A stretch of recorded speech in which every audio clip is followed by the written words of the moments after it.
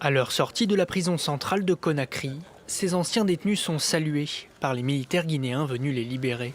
2 jours après avoir renversé le pouvoir, la junte tient donc sa promesse de relâcher de nombreux prisonniers politiques.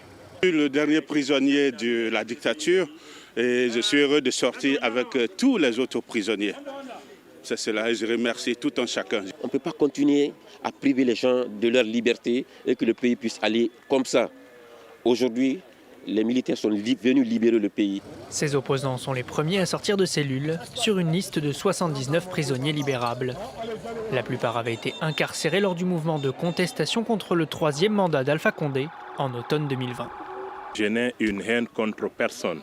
Au contraire, nous demandons à l'ensemble du peuple de Guinée d'être unis.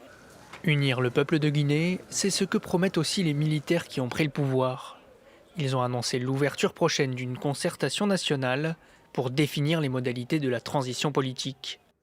Le lieutenant-colonel Mamadi Doumbouya, nouvel homme fort du pays, a précisé qu'un gouvernement d'union nationale sera chargé de cette transition.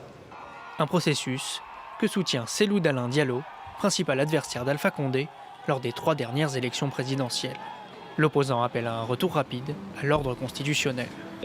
La première mission pour moi, c'est d'accompagner le pays pour qu'il sorte de cette période d'exception par l'organisation d'élections libres et transparentes et pour effectivement remettre des institutions en place, des institutions crédibles et légitimes parce qu'il est issu de la volonté du peuple souverain.